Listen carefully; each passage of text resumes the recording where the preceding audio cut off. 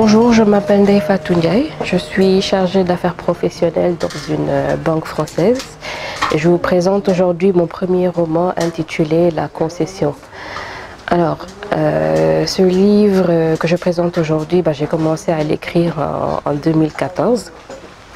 Alors, à l'époque, je n'étais pas encore mariée. En côtoyant certaines personnes, que ce soit des amis, des parents, en voyant également des choses qu'on présentait à la télévision, sur les réseaux sociaux, j'ai pu voir aujourd'hui une image de la société sénégalaise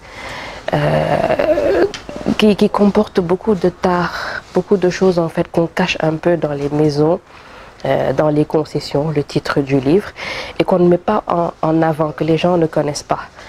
Alors, ce livre, en fait, c'est l'histoire d'une jeune fille à qui tout sourit, le parcours scolaire, universitaire, professionnel, qui vit dans une bonne famille, une famille aisée, et qui du jour au lendemain se retrouve transposée, comme qui dirait, dans une autre société, qui est totalement différente de celle dans laquelle elle est née, elle a vécu, elle a grandi. Elle a fait un choix par amour de se retrouver là-bas, mais ce choix qu'elle a fait aujourd'hui comporte beaucoup de conséquences. Elle se retrouve dans une société traditionnelle qui n'est pas la sienne, où l'aspect financier, pécunier est très important, où les castes, les ethnies sont très pesants aussi dans les couples, dans les ménages.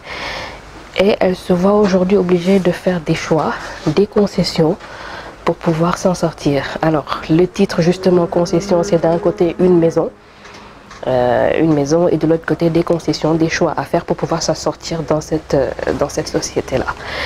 Et l'idée derrière le livre, en fait, c'est aussi de montrer aux gens que cette manière qu'on a de présenter la société, de présenter la femme dans la société en disant que quel que soit ce qu'elle va endurer dans un ménage, elle finit par s'en sortir, ou bien ses enfants finissent par être bénis, alors que ce n'est pas toujours le cas. Beaucoup de femmes aujourd'hui souffrent dans des ménages, finissent par tout perdre, le mari, le ménage, même la vie. Elles laissent là des enfants aujourd'hui qui n'ont aucun repère, qui sont obligés d'être délinquants peut-être pour pouvoir réussir. Donc c'est un peu un exutoire pour montrer que tout ce qu'on nous raconte dans la société n'est pas forcément la réalité. C'est pas vraiment ce qui se passe derrière les murs, derrière les concessions.